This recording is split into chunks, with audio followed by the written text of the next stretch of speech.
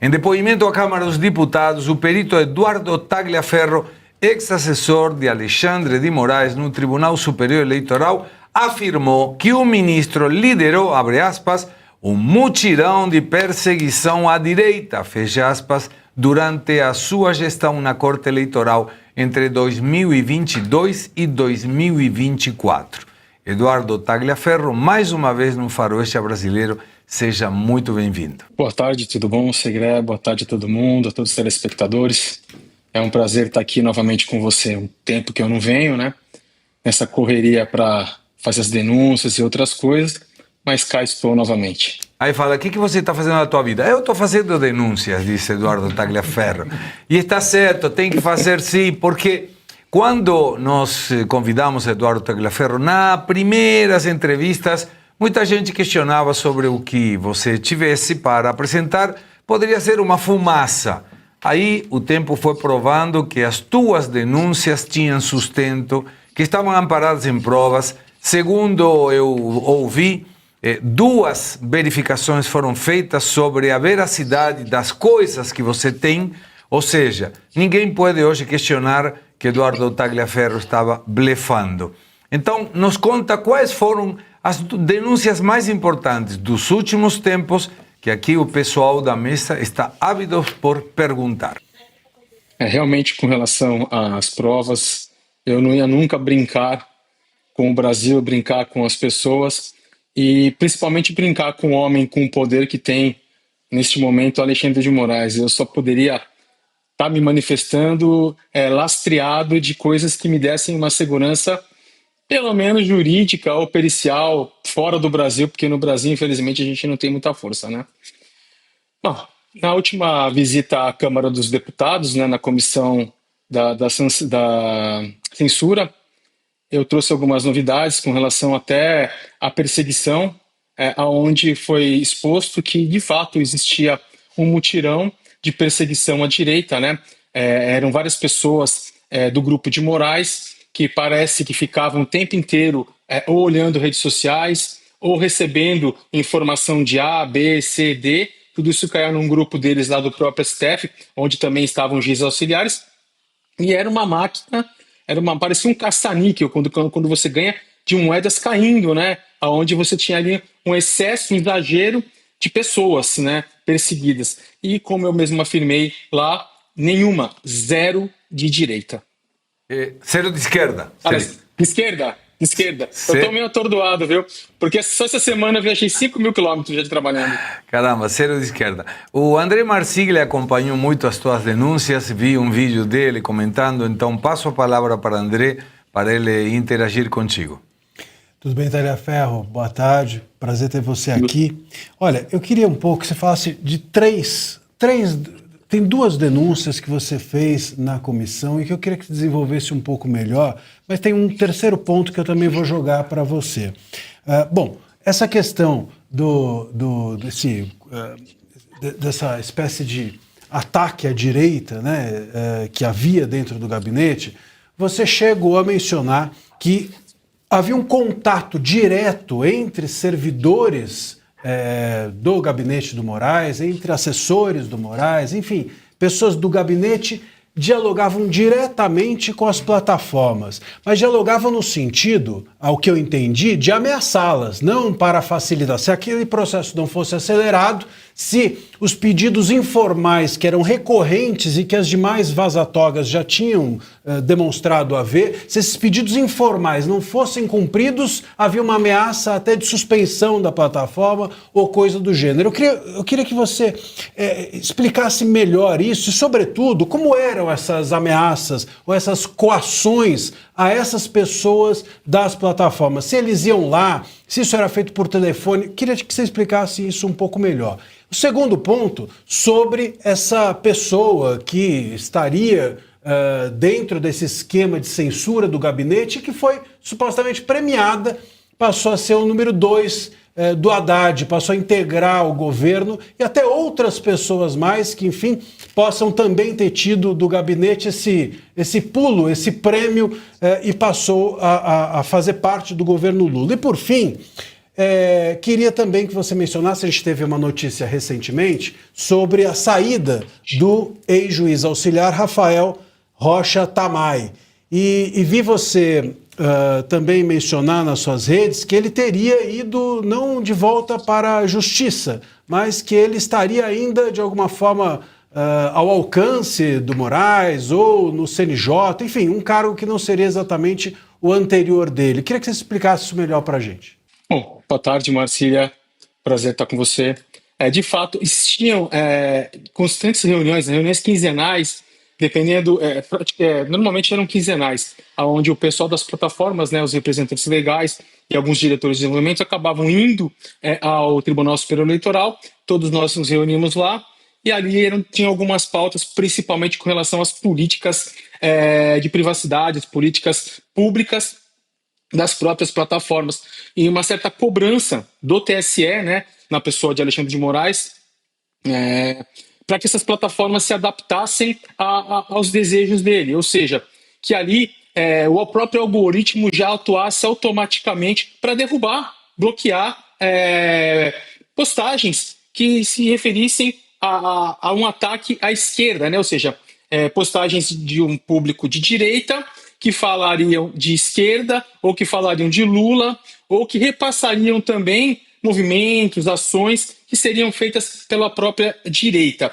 Então essas reuniões eram quinzenais. Existiam também casos, Marcília, onde demorava um pouco para a plataforma realizar o feito, né, derrubar ou bloquear o perfil, e essa pressão era uma pressão grande, inclusive com multas pesadas, né, de 100, 150 mil por hora após 2 horas, né? Ou seja, ele fazia um ofício, né? Ele oficiava as plataformas e que eles tinham que derrubar, que eles tinham que atuar em 2 horas. Imagina, uma plataforma recebendo um ofício sábado, um ofício domingo. Ela tinha 2 horas para que acontecesse a derrubada. Se ela não fizesse isso, se tardaria lá, por exemplo, 2, 3, 4, 5, 6 horas para derrubasse. A cada hora as multas eram pesadíssimas. Eram multas de 150 mil reais. Tivemos um caso aí que até, se eu não me engano, foi dois. Um do do WhatsApp, ou não, um do Meta e um do Telegram,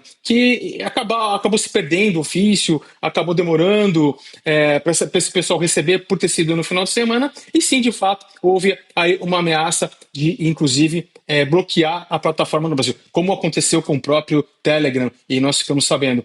Também houve uma ameaça, um estudo para que o Rumble também fosse bloqueado, visto que o Rumble não tinha representação no Brasil. Com relação ao Durigan, né? Sim. O Dário Durigan, ele era um diretor da plataforma WhatsApp, né, pertencente ao Meta, e ele fazia lá os trabalhos de melhoria e adaptação para as plataformas, as suas políticas, com relação ao que o Moraes desejava, com relação ao que o Tribunal Superior naquele momento desejava. Então ele sempre estava ali presente nas reuniões, trazendo propostas, trazendo soluções para que o algoritmo fosse rápido, até mesmo identificação, em colocar aquelas tarjas lá, colocar as informações também de que aquilo podia ser uma fake news, fazer até um link junto com os checadores para que colocasse lupa, esse tipo de coisa. E hoje não, há um tempo, né, Durigan foi agraciado com o cargo de número 2 do próprio Haddad. Pode falar. Sim, Eduardo, eu fico pensando assim, então, o Durigan trabalhava numa empresa de mídia, ele não era... Sim. Ele era de uma dessas empresas que colaboravam Americana. com essa metodologia de cortar rápido uma conta. Sim, André, Posso, diga. Claro. Só também aproveitando, o Talhaferro, fazendo um complemento a isso que você está dizendo, até do primeiro ponto, essa pressão nas plataformas, está mencionando multas, etc. Mas havia uma pressão informal também, quer dizer, havia uma pressão fora dos autos, as plataformas eram pressionadas pelo gabinete, pelo Moraes, o amando dele, enfim, sem que isso fosse feito por escrito, formalmente. Sim, eu cheguei algumas vezes a enviar, inclusive, o ofício diretamente do meu WhatsApp para o próprio responsável legal da plataforma, para que ele agisse rápido, a pedido do próprio gabinete de Alexandre de Moraes. As reuniões eram reuniões que você via que muitas vezes as plataformas não estavam contentes do que estava acontecendo. Teve caso de uma grande resistência do próprio Telegram. Eu lembro que o representante legal vinha de São Francisco para o Brasil, costumava atrasar nas reuniões. Você via que era uma plena insatisfação de ter que fazer o que o próprio tribunal regava. As reuniões, elas eram reuniões meio que tensas. Ele pedia, na pessoa dele, às vezes, o Levi, eu, junto, mais algum representante dele ali, acabava transmitindo ao pessoal os desejos de Alexandre de Moraes. Mas eu mesmo, como eu já falei, cheguei a enviar algumas vezes WhatsApp para a pessoa do YouTube, para do próprio o Grupo Meta, porque primeiro estava se demorando muito e o Moraes queria aquilo imediatamente, e segundo porque aquela multa ia ficar gigantesca. Arthur Piva tem uma pergunta para você, Eduardo. Eduardo, eu queria saber duas coisas, na verdade. Primeiro, se alguns dos pares dos ministros mandou algum recado ou algo mostrando incômodo com essa situação toda. Se dos outros gabinetes alguém se manifestou contra isso. E nas plataformas que foram pressionadas, se alguma realmente tentou resistir e qual ficou com o alvo maior nas costas? Bom, boa tarde, Piva.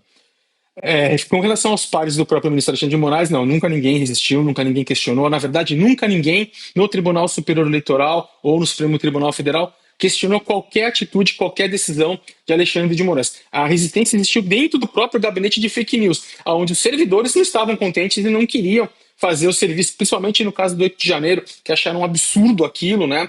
A eleição, que é a obrigação do Tribunal Superior Eleitoral, já ter acabado, eles terem que continuar atuando com a vontade dos desejos de Alexandre de Moraes. Sim, teve resistência dentro do gabinete. Com relação a... Você me fez a segunda pergunta, eu me perdi, Piva. As plataformas, Repete, por favor. se alguma delas resistiu mais do que as outras ou tentou argumentar de maneira mais incisiva. Eu lembro que teve o caso do Telegram lá no passado que tentou, que pelo menos parecia que estava tentando resistir. E segundo, primeiro as plataformas, se alguma delas resistiu e se alguma ficou com um alvo maior nas costas, se alguma era a menos querida pelo gabinete.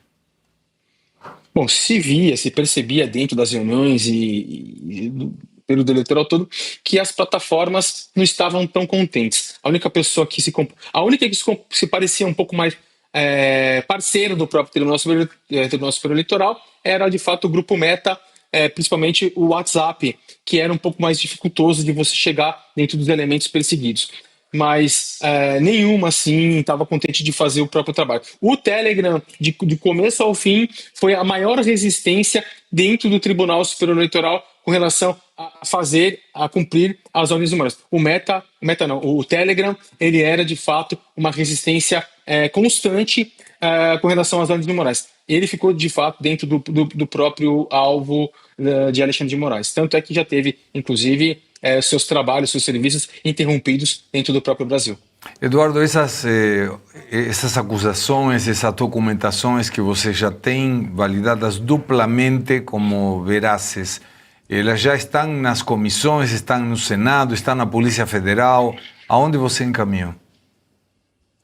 Bom, eu as encaminhei aqui para as autoridades da Itália, encaminhei para autoridades dos Estados Unidos, foi para o Senado, foi para a CCJ, foi para a comissão da Câmara lá, da censura, e dentro da última participação minha na Câmara, na comissão da censura, foi combinado daquilo ser encaminhado para a Procuradoria-Geral da República e para a Polícia Federal para que se apurasse o material. Porque assim, existe um inquérito que apura o vazamento, mas em momento algum esse inquérito foi em busca do conteúdo. Agora a própria comissão de censura da Câmara Federal não sei se já encaminhou, está encaminhando isso para que a Polícia Federal tome alguma atitude, porque até hoje, Segre, ninguém falou nada do conteúdo. A preocupação só é o que eu fiz te expor e não o que foi exposto.